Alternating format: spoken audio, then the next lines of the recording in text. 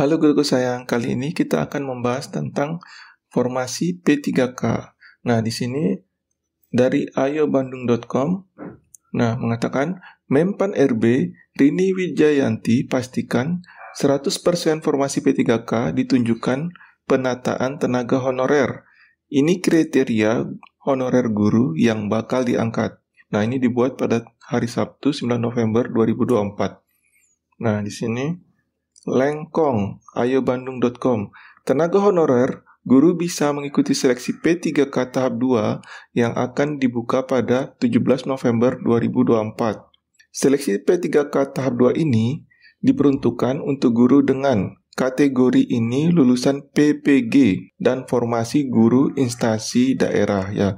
Jadi yang bisa mengikuti tahap 2 ini yang pertama itu kategori lulusan PPG dan yang kedua itu formasi guru instansi daerah ya. Nah, seperti diketahui pula bahwa penataan tenaga honorer menjadi P3K ini merupakan salah satu prioritas Kemenpan RB di 100 hari kerja Kabinet Merah Putih. Menpan RB Rini Wijayanti mengatakan bahwa 100% formasi P3K diperuntukkan mengangkat tenaga honorer ya.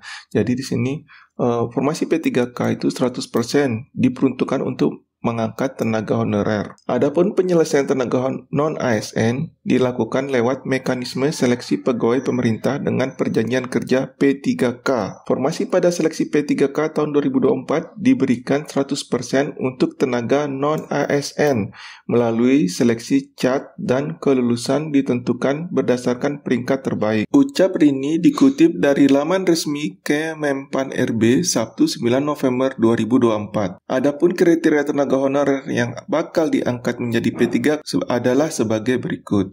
Nah, ini kriterianya ya. Yang pertama itu pelamar prioritas. Nah, ini atau biasa disingkat dengan P1 ya. Pelamar prioritas adalah peserta yang memenuhi nilai ambang batas pada tahun 2021 dan belum dinyatakan lulus pada seleksi sebelumnya. Nah, ini peserta yang sudah lulus pada tahun 2021 dan dinyatakan lulus pada seleksi sebelumnya ya. Di sini P1 boleh diikuti oleh swasta ya, yang sudah masuk P1. Guru swasta yang sudah masuk P1. Nah, yang kedua itu guru XTHK 2. Pegawai yang terdaftar di dalam database BKN dan aktif mengajar di instansi pemerintah ya.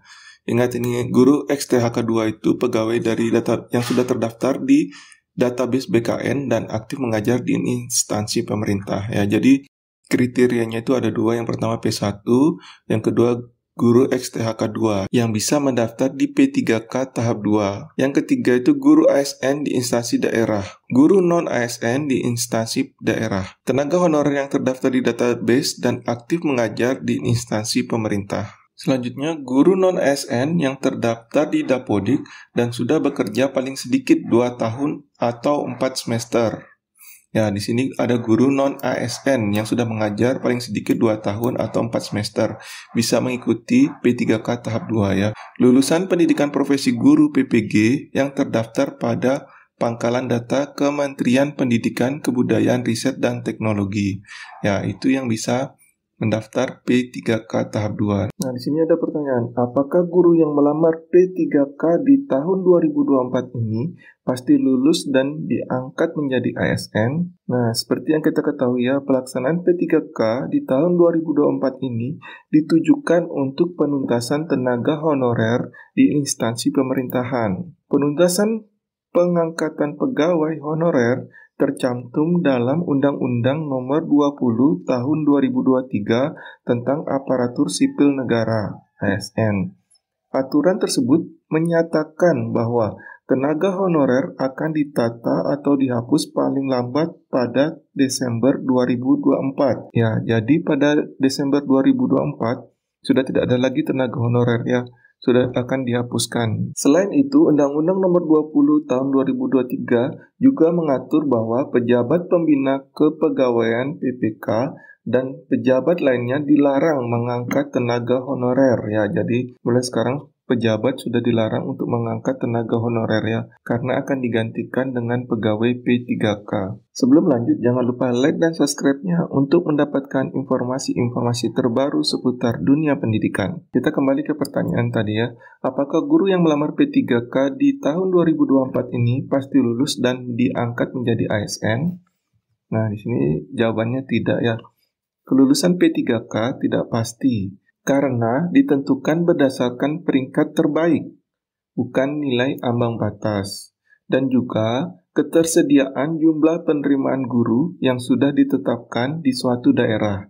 Ya, jadi di sini bukan berdasarkan nilai ambang batas ya, jadi berdasarkan nilai terbaik. Jadi di sini berdasarkan ketersediaan jumlah penerimaan guru yang sudah ditetapkan di suatu daerah.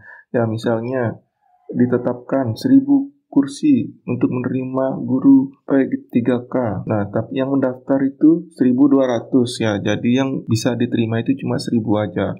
Atau mungkin kayak begini, yang ditetapkan di suatu daerah itu 500 kursi, tapi yang mendaftar cuma 300 ya.